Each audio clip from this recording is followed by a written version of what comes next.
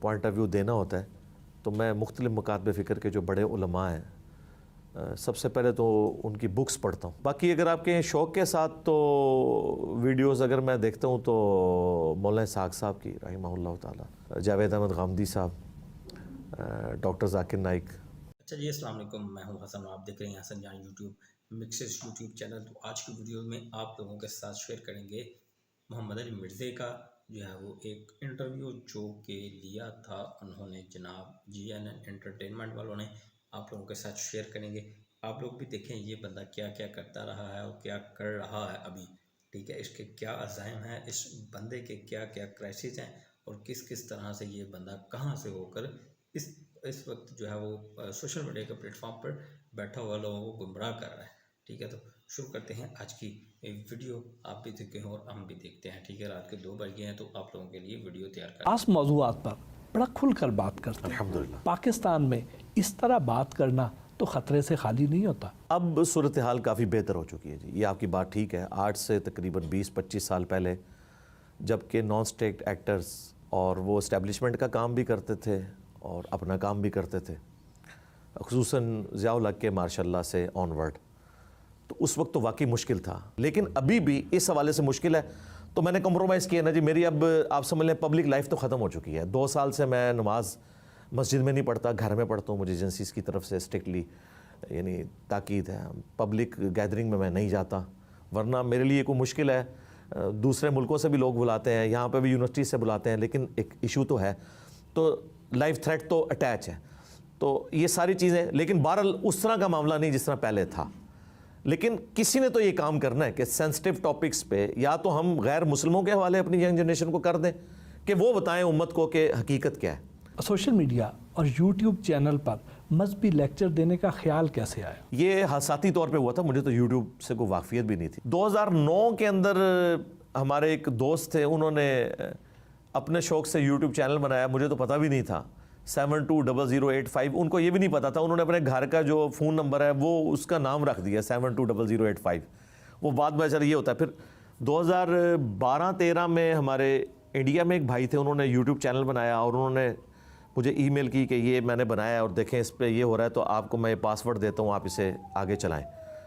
تو 2014 آنورڈ پھر ہم نے یہ سارے معاملات اس کو ٹیک اپ کیا. پہلی ویڈیو کون سی تھی جو بہت زیادہ وائرل ہوئی؟ پہلی ویڈیو جو بہت زیادہ وائرل ہوئی نا، وہ تھی حسینیت اور یزیدیت کا تحقیقی جائزہ. آپ اپنے غیر روایتی نظریات کی وجہ سے اکثر زیر بحث رہتے ہیں، کیا یہ سب مشہور ہونے کے لیے کرتے ہیں؟ دیکھیں، میں نے دعویٰ کیا میرا کوئی ایک نظریہ بھی ایسا نہیں ہے جو 1400 سال میں کسی مکتب فکر کا نہ رہا ہو. یہ میرا دعویٰ ہے. لیکن اوورال جتنے بھی نظریات میں نے امت کے سامنے رکھے ہیں نا، یہ میرا چیلنج ہے. وہ چاہتے ہیں کہ ٹوٹلی ایک فرقے کے ساتھ یہ کھڑا، اور مجھے شروع میں آپ کو بتاؤں آفرز ہوئیں کہ آپ اس طرح آ جائیں ہمارے فرقے میں تو یہ ہو جائے، تو میں اپنے ضمیر کا مجرم ہی بننے والی بات تھی نا. تو یہ مشہوری کے لیے نہیں میرے بھائی، اللہ کرے اس طرح کوئی اور مشہور بندہ آئے تو میں تو سکون سے جا کے ناردرن ایریاز میں اپنی لائف زندگی جو رہ گئی ہے باقی گزاروں، اور اس ہارڈ سیٹ پہ اسے بٹھاؤں، اسے پتہ چلے کہ یہاں بیٹھنا کتنا مشکل ہے. ہر وقت آپ کی یعنی آپ کو، آپ کی فیملی کی جان کو جو ہے وہ رسک پہ ہوتے ہیں. تو یہ مشہوری کرنے کے تو اور بڑے طریقے ہیں، یہ کوئی مشہوری کا طریقہ نہیں ہے.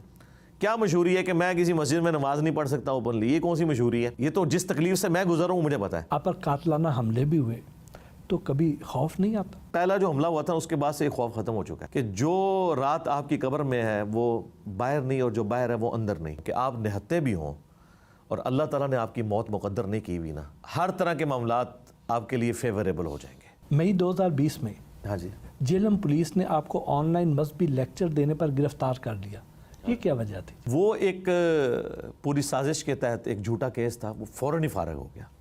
وہ یہاں پہ کچھ مولوی تھے، انہوں نے پولیس کے ادارے کو یوز کیا. ظاہر ہے کالی بھیڑیں ہر جگہ موجود ہیں، پیسہ وغیرہ لگایا. اور میری ایک 3 سال پرانی ویڈیو 2017 کی، وہ ویڈیو انہوں نے out of context Kati. 5 second کی 7 سیکنڈ کی ویڈیو میں آپ کسی کا جملہ بھی تو کوٹ کر سکتے ہیں.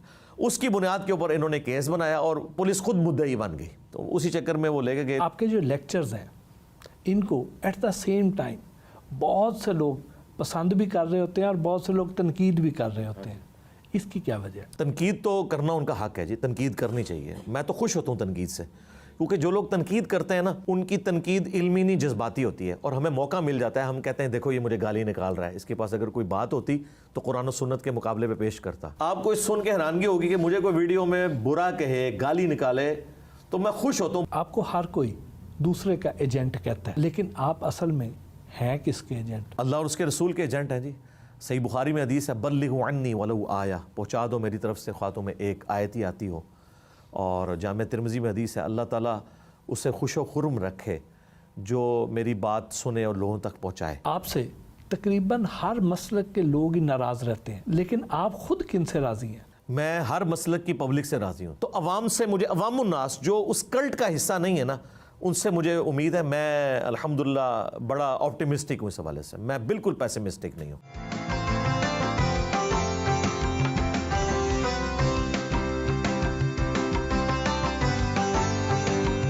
ظہر کی نماز ادا کی،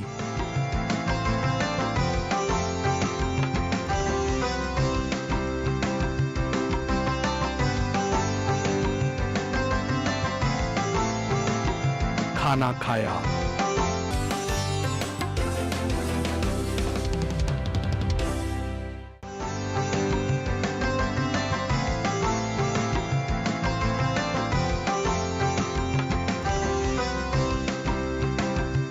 آپ خود کس عالم دین کو فالو کرتے ہیں؟ فالو تو ہم کریں گے قرآن و سنت کے دلائل کو، اور مجھے کوئی آر محسوس نہیں ہوتی کسی بھی ٹاپک کے اوپر۔ جب بھی میں نے کوئی پوائنٹ آف ویو دینا ہوتا ہے تو میں مختلف مکاتب فکر کے جو بڑے علماء ہیں سب سے پہلے تو ان کی بکس پڑھتا ہوں۔ باقی اگر آپ کے شوق کے ساتھ تو ویڈیوز اگر میں دیکھتا ہوں تو مولانا اسحاق صاحب کی رحمہ اللہ تعالی، جاوید احمد غامدی صاحب، ڈاکٹر ذاکر نائک، اور سب سے زیادہ جس کو میں نے سنا ہے وہ ڈاکٹر اسرار صاحب ہیں رحمہ اللہ تعالی۔ آپ بابوں کے اتنے خلاف کیوں ہیں؟ لوگ تو کہتے ہیں کہ آپ بزرگوں کا تمسخر اڑاتے ہیں۔ لوگ اڑواتے ہیں بزرگوں کا تمسخر، میں تو نہیں اڑاتا۔ میں جب کبھی بھی بزرگوں کی طرف منسوب جھوٹی کہانیوں کا ذکر کرتا ہوں تو میں اس میں بار بار کہتا ہوں کہ میں 1000 ٹن حسن ظن رکھتا ہوں کہ یہ انہوں نے نہیں کہا ہوگا۔ تو میں ان کی طرف جو جھوٹی سٹوریاں مشہور ہیں، اب دیکھیں شیخ عبد القادر جیلانی رحمۃ اللہ علیہ، بریلوی، دیوبندی، اہل حدیث، تینوں کے نزدیک قابل احترام پرسنالٹی ہیں، لیکن جب آپ ان کی طرف یہ واقعہ منسوب کر دیں گے کہ ان کا ایک مرید تھا جو ان کو وضو کروایا کرتا تھا، ایک دن اس نے وہ لوٹے کی ٹوٹی جو ہے نا وہ قبلہ رخ نہیں رکھی تو انہوں نے غصے سے اپنے مرید کو دیکھا تو وہ جل کے راکھ ہو گیا، اور پھر انہوں نے لوٹے کی طرف دیکھا، اس کی ٹوٹی سیدھی ہو گئی۔ اب اس طرح کے واقعات کا جب ہم تمسخر اڑاتے ہیں تو بیسیکلی ہم کہتے ہیں کہ یار یہ اب بزرگوں کا مذاق خود اڑوا رہے ہیں، بزرگ ایسے نہیں تھے۔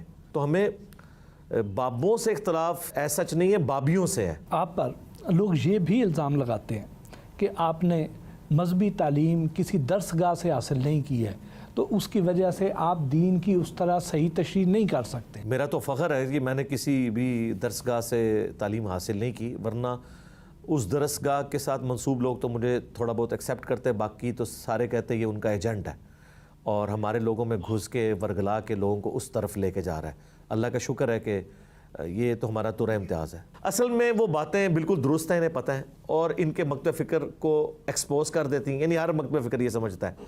اب وہ اپنا غصہ اس طرح نکالتے ہیں، وہ کہتے ہیں ڈگری نہیں ہے۔ اگر میں ڈگری لے، میں اگلا سٹیپ، یعنی آج اگر میں بریلویوں کی ڈگری لے ہوں تو کیا مجھے دیوبندی اہل حدیث شیعہ مان لیں گے؟ علی بھائی، بہت سے لوگ ایسے ہیں جن کی مصروفیات ایسی ہوتی ہیں کہ وہ پانچوں وقت اپنے ٹائم پر نماز نہیں پڑھ سکتے ہیں۔ آپ نے نمازیں جمع کرنے کے بارے میں بھی آپ نے احادیث بیان کی ہیں، وہ ذرا عوام کے ساتھ شیئر کر دیں۔ کیا نمازیں جمع کرنا بھی سنت ہے، اور صرف فرض نماز پڑھ لینا ہی کافی ہے۔ آپ نے پبلک کو کہانی کروائی ہوئی ہے کہ جی عشاء کی 17 رکھتے ہیں، ہم نے بتایا کہ دن رات میں ٹوٹل 17 رکھتے ہیں، اور بخاری مسلم میں حدیث ہے، ایک بدو جب آیا تو نبی علیہ السلام نے فرمایا کہ تو فرض نماز قائم رکھ، فرض زکوٰۃ دے تو کامیاب ہو جائے گا۔ جب اس نے سوال پوچھا تو اس نے کہا یا رسول اللہ میں اب اس میں نہ کوئی ایڈ کروں گا نہ مائنس کروں گا، میں صرف فرض ہی پڑھوں گا، زکوٰۃ بھی صرف فرض دوں گا، نفلی کوئی صدقات نہیں کروں گا۔ جب واپس مڑا تو نبی علیہ السلام نے کہا کہ کسی نے اگر کوئی جنتی شخص دیکھنا ہے تو اس کو دیکھ لو، اور ایک حدیث بخاری مسلم کی اس میں الفاظ ہیں کہ اگر یہ اس بات پہ قائم رہا تو تو جی دوستو یہ دیکھ لیا جی تو کیا معاملات ہیں اس بندے کے ساتھ، ٹھیک ہے، یہ کون کون سی کہانیاں جو ہے وہ انٹرویو میں بتا رہا ہے۔ کہ کیا کیا اس کے ساتھ ہوا، کیا کیا جو بھی معاملات ہیں اس کے. تو بہرحال آپ لوگوں کو ویڈیو کیسی لگی ہے، اگر آپ لوگ اس میں کوئی کمنٹس وغیرہ دینا چاہتے ہیں تو آپ لوگ دے سکتے ہیں. جو بھی معاملات ہیں آپ کے ساتھ. تو ملتے ہیں نیکسٹ ویڈیو میں. 2:10 ہو چکے ہیں رات کے. السلام علیکم.